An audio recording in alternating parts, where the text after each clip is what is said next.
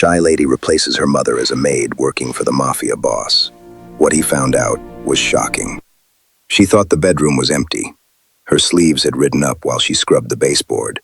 And that was the moment Rhett Malone walked in. Bruising ran from her wrist all the way past her elbow, deep purple and ugly. The kind that doesn't come from falling. It comes from being grabbed, from being held down, from someone who stopped caring a long time ago. He crouched down to her level and looked. What crossed his face wasn't something he could hide. And by nightfall, the man responsible would understand exactly what it meant to be found by someone like him. If that kind of story is your speed, subscribe to this channel right now and hit that notification bell. Now let's get into it. The night before had started the way bad nights always started in the Carew house, with the sound of Boyd's truck in the driveway and the particular quality of silence that followed it. Lena had learned that silence as a child, learned to read it the way sailors read weather. Not what it was, but what it meant was coming. She had been home for 4 days. 4 days back in Brooklyn after 3 years of nursing school in Pittsburgh. 3 years of building a life that felt like hers. 3 years of sleeping without one ear open. She had come back for her mother. Clara Carew was 51 years old and had worked herself to the bone her entire adult life. And Lena had made herself a promise on the bus ride home. She was going to fix things. She hadn't yet worked out exactly how.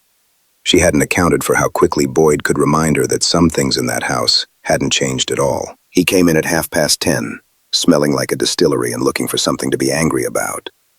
He found it the way he always found it, in whatever was nearest and most available. Clara had made the mistake of asking him where he'd been. That was all it took. Lena had come out of her room when she heard her mother hit the wall. She had put herself between them the way she used to when she was 16, the way she swore she would never have to do again. Boyd had turned on her with the particular fury of a man interrupted mid-cruelty. By the time it was over, Clara had a swollen eye and couldn't raise her right arm above her shoulder. Lena had bruising up both forearms from shielding herself, and a cut on her cheekbone she'd cleaned quietly in the bathroom at midnight, pressing a cold cloth to it until the bleeding stopped. By 5 in the morning, Clara was sitting at the kitchen table with an ice pack pressed to her face and tears running silently down her cheeks. Not from the pain, Lena knew, but from the particular exhaustion of a woman who has been here before and cannot find the door out. "I can't go in," Clara said. Her voice was barely a whisper. "Lena, I can't miss another day. He'll let me go." Lena knew who he was. Not Boyd. Her mother's employer. The name spoken in their house with a reverence that mixed equal parts gratitude and fear. 12 years Clara had worked at the Malone estate. 12 years of steady income that was the only thing standing between them and a situation considerably worse than the one they were already in. "I'll go," Lena said. She hadn't decided it before she said it. It came out of her the way necessary things sometimes do, without ceremony, without the luxury of deliberation. Clara looked up at her. "Lena, you don't know how things work there. It's not like other houses. You have notes somewhere. You always have notes." Clara did have notes. 4 pages of them, handwritten in the careful script she'd developed over 12 years. The routines, the preferences, the rooms and their particular requirements. The unspoken rules that governed a household like the Malone estate. She pressed them into Lena's hands, along with the estate's address, and a look that contained more apology than words could carry. "Pull your sleeves down," Clara said quietly, before Lena left. They looked at each other across the kitchen in the gray, early morning light. 2 women in the same house, wearing the same history on their skin, saying the thing that didn't need saying, that this was not the life either of them had chosen, and that survival sometimes looked like just getting through the morning. Lena pulled her sleeves down and walked out the door. The Malone estate sat behind iron gates at the end of a private road that didn't appear on the standard map applications. Lena's taxi driver had to be redirected twice. When the gates finally opened and she walked up the stone drive, she understood immediately why her mother had spent 12 years treating this place with the particular carefulness reserved for things that could not be replaced. The estate was enormous. Pale stone, immaculate grounds, the kind of silence that costs money to maintain. A housekeeper named Vera met her at the side entrance with a clipped efficiency that suggested she had opinions about substitutions, but was too professional to voice them directly.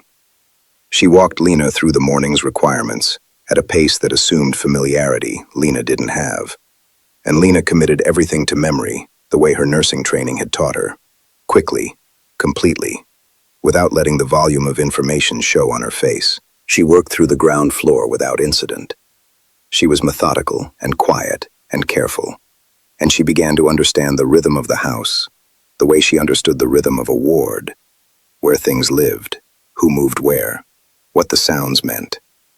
The upper floor bedrooms were last on the morning list. Vera had been called away to manage a delivery at the rear of the estate, leaving Lena to work through the rooms from the list her mother had written. The master bedroom was at the end of the hall.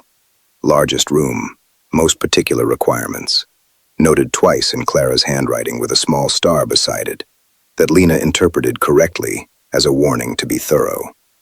She knocked, waited, knocked again. Silence. She entered with her cart, leaving the door open behind her the way her mother's notes specified, and began with the baseboards along the far wall, the detail work that most people skipped and that Clara's notes flagged as non-negotiable. She was on her knees with the cloth working along the trim when her sleeve caught on the baseboard edge and rode up past her elbow. She didn't notice immediately. She was focused on the work. She noticed when the air in the room changed. It was the same instinct that had kept her functional in that house on Delaney Street for years.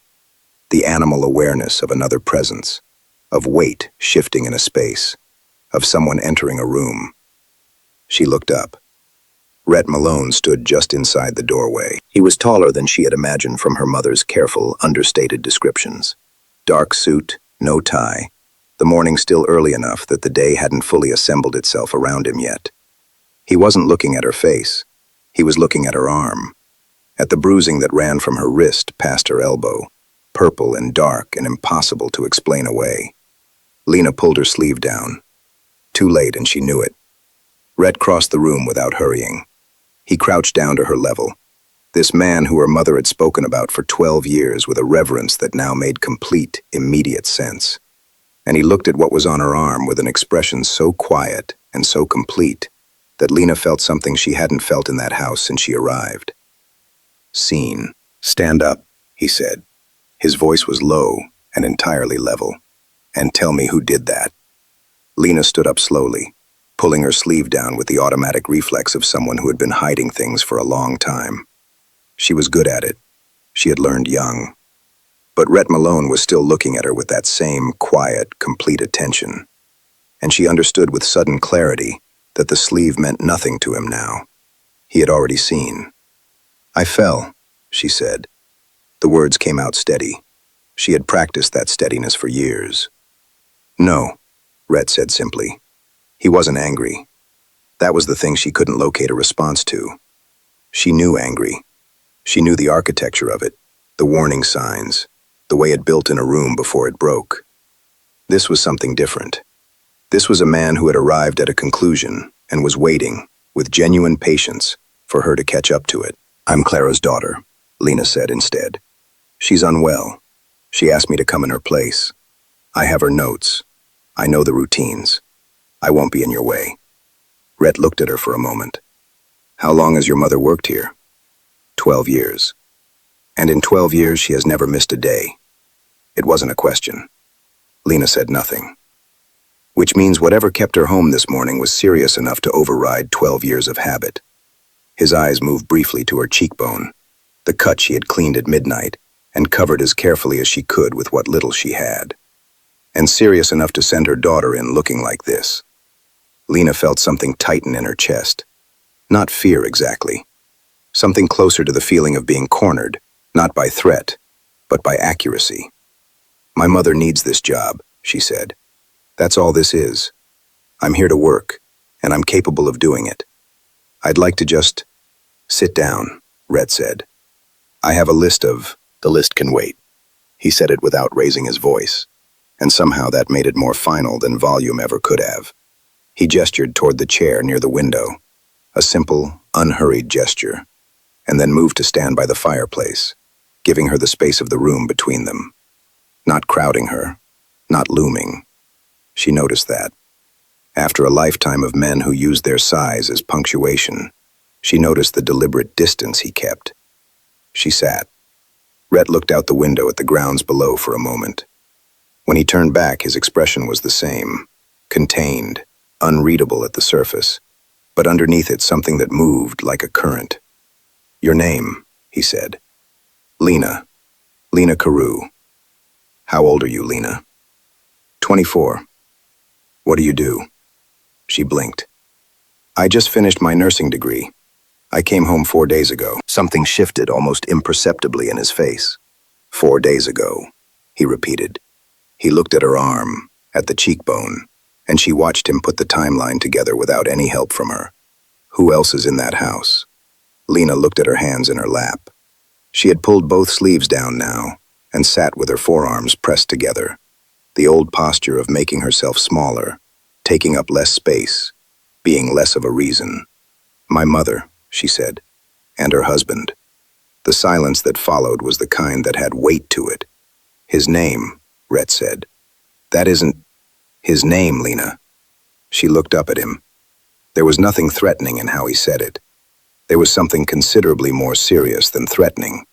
The absolute calm of a man for whom the answer to this question was not a matter of curiosity, but of logistics. "Boyd," she said quietly. "Boyd Carew." Rhett nodded once. He moved to the door and opened it, and she heard him speak briefly to someone in the hallway, in a voice too low to carry. Then he came back into the room and stood near the window again, hands in his pockets, looking at her with that same measuring steadiness. "Tell me what happened last night," he said. And Lena, who had not told anyone the full truth of what happened in that house in more years than she could count, who had learned to summarize and minimize and redirect, who had become expert at making the worst things sound like weather, like bad luck, like nobody's fault, opened her mouth to do it again. And didn't.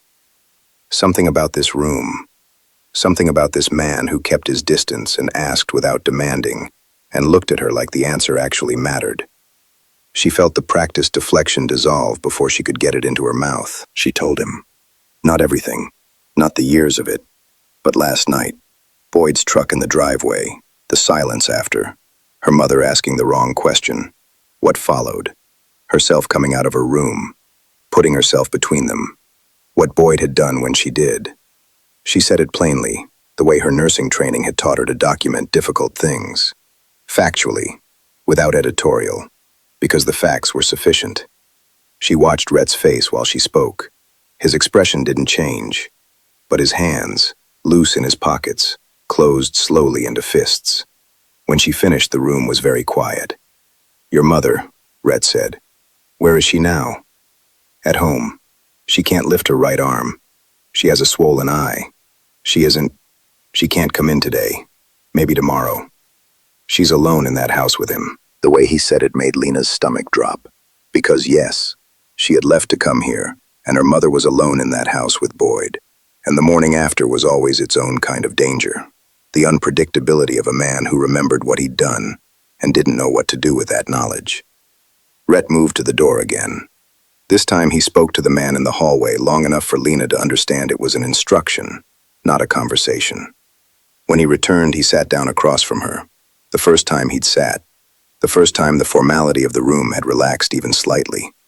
"A man named Decker is going to your house right now," Rhett said. "He's going to collect your mother and bring her here. She'll be safe, and she'll be comfortable, and Boyd Carew will not be able to reach her." Lena stared at him. "You can't just... It's already done. She might not go with a stranger. She'll be frightened. She doesn't know." "Decker will tell her Lena sent him." He held her gaze. "She'll go." Lena sat with that for a moment. The speed of it, the completeness of it. The way this man had taken the thing she had been carrying alone since 5 in the morning and simply handled it. Without drama. Without making her feel like a burden or a problem. Like it was the most obvious next step and he couldn't understand why it hadn't happened already. "Why are you doing this?" she asked. Rhett looked at her steadily. "Because your mother has worked in this house for 12 years, he said. And because nobody should come to work looking like you came in this morning. He stood and moved toward the door. Finish your list if you want to, or don't. It doesn't matter today. He paused in the doorway. I'll be in my study. When Decker brings your mother, someone will come and get you. He left. Lena sat in the chair by the window of the most powerful man's bedroom in the city and pressed her hands flat against her knees to stop them from shaking. Not from fear, from something she didn't have a ready name for. Something that felt, distantly and dangerously, like relief. Clara arrived at the estate just before noon. Lena heard the car on the gravel drive from the second-floor hallway, where she had been working her way through her mother's list with the focused efficiency of someone who needed something to do with her hands. She was down the stairs before the side door opened. Clara looked smaller than Lena remembered from the morning. That was the thing about seeing someone you loved in the aftermath of violence. It compressed them somehow, made visible the cost of what they carried. Her right eye was swollen nearly shut.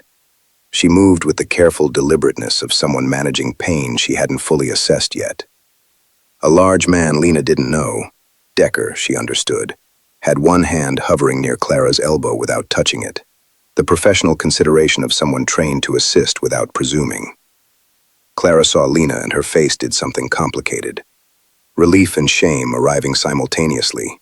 The particular expression of a mother who has been found in a condition she never wanted her child to witness. I'm fine, Clara said immediately. The automatic response of a woman who had been saying it for years, regardless of whether it was true. I know, Lena said, and crossed the hallway and held her mother carefully, mindful of the arm, mindful of the ribs she suspected were bruised from the way Clara had been breathing since she arrived. She felt her mother's shoulders drop, the full weight of the morning finally setting down somewhere safe. Vera appeared and led Clara to a room in the east wing, with the brisk competence of someone who had been instructed precisely and was executing accordingly.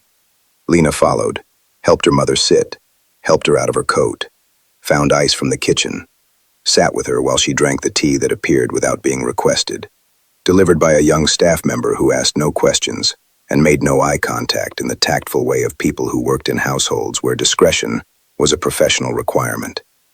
He'll be angry when he finds out I'm not there, Clara said quietly, both hands around the mug. He'll have other things to think about, Lena said. Clara looked at her. What does that mean? Lena didn't answer because she didn't fully know. She knew only what she had understood from the morning, that Rhett Malone had set things in motion with the calm efficiency of someone accustomed to problems resolving themselves in the direction he pointed them. She found out what it meant 2 hours later. She was in the kitchen helping Clara eat something when Decker appeared in the doorway and looked at Lena with the neutral expression of a man delivering information rather than an opinion. Mr. Malone is back, he said simply. Then he was gone.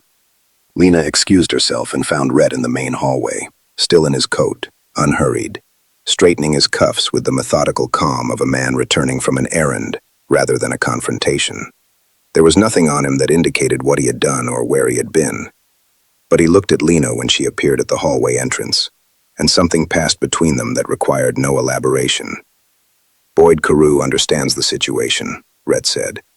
He won't be a problem. Lena studied his face. What did you say to him? Enough. Did you?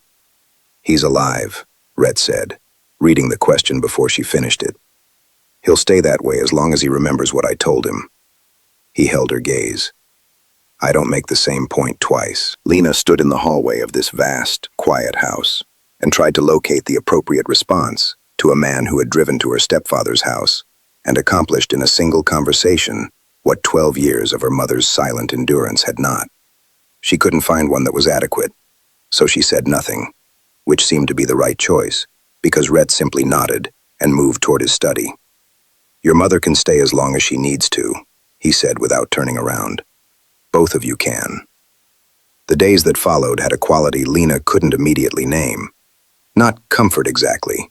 Comfort implied familiarity, and nothing about the Malone estate was familiar.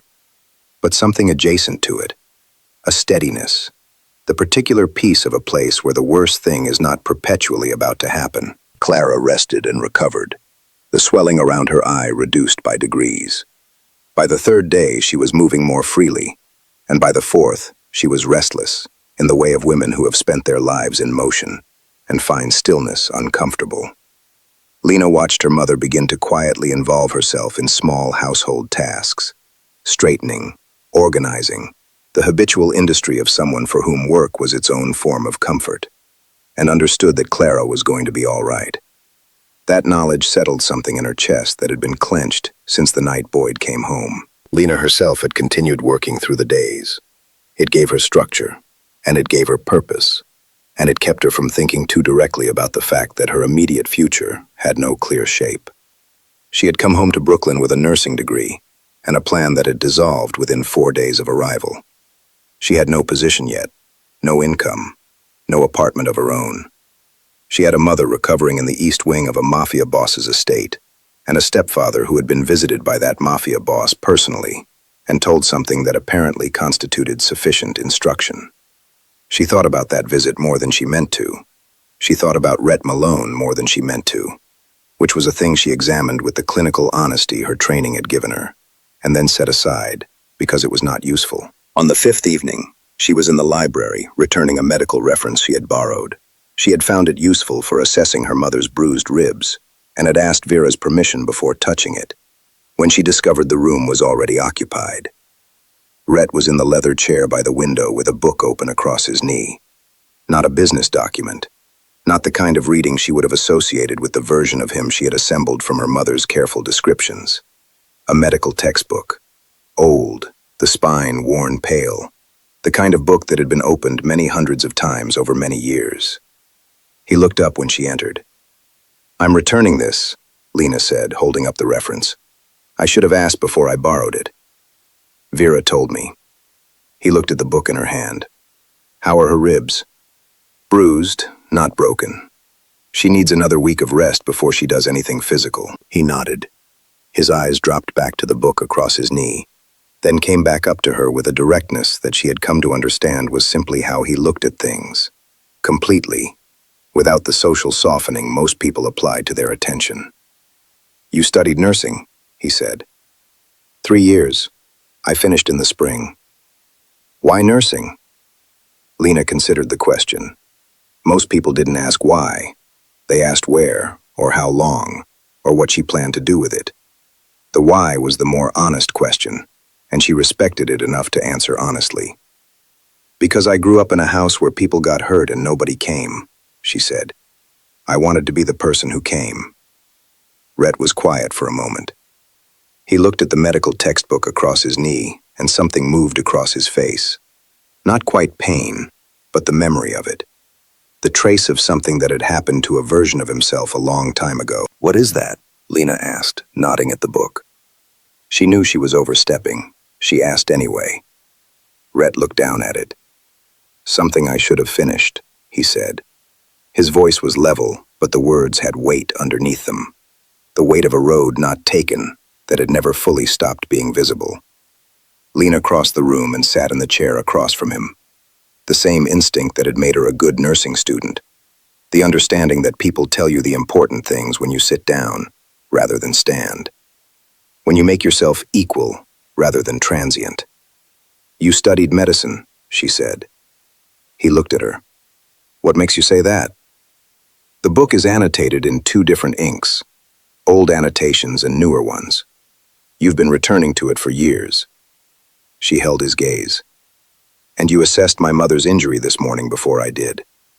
You checked her eye tracking. That's not instinct. That's training." Something shifted in Rhett Malone's expression. The careful containment of a man who was not accustomed to being read, cracking open just enough to show what was underneath. Not vulnerability exactly. Something more precise than that. Recognition. 2 semesters from finishing, he said quietly. Then circumstances made other decisions. Lena nodded slowly. She understood circumstances that made decisions. She had been living inside them her entire life. They sat in the library while the evening moved around them, talking in the way that only becomes possible when 2 people have stopped performing for each other. About medicine, about the things that had pulled them both off the roads they had intended to travel, about what it cost to rebuild yourself around an absence. Outside the windows, the estate grounds went dark, and neither of them moved to turn on additional lights, and neither of them seemed to notice. When Lena finally stood to leave, the house was fully quiet around them. "Thank you," she said. "For my mother. For all of it." Rhett looked up at her from the chair. "You don't need to thank me." "I know," she said. "I'm doing it anyway." She walked to the door. Behind her, she heard the quiet turn of a page, Rhett returning to the book, to the annotations in 2 different inks, to the version of himself that circumstances had interrupted, and that she suspected, from everything she had seen in the past 5 days, had never entirely gone away. Clara was well enough to return to work by the 8th day. Lena knew it was time to leave. She had known it was coming, the way you know weather is changing. Not dramatically, but through an accumulation of small signs that add up to an undeniable conclusion. Her mother was moving freely again. The estate didn't need her.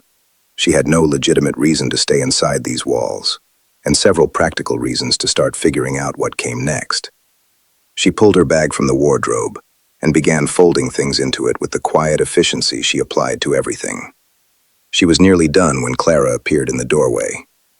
"You're packing," Clara said. "It's time, Mom." Clara leaned against the frame and watched her for a moment. "He knows you're leaving." Lena kept folding. "Good. Then I won't need to explain myself." "Lena." Her mother's voice carried that particular quality that had always been able to stop her mid-motion since she was small. "That man drove to our house himself. He sat with me for 20 minutes when Decker brought me here and made sure I wasn't frightened. He reduced Boyd to whatever Boyd is now with a single conversation." Clara paused. "Men like that don't do things like that for housekeepers. You've been his housekeeper for 12 years. He hasn't looked at me the way he looks at you," Clara said simply.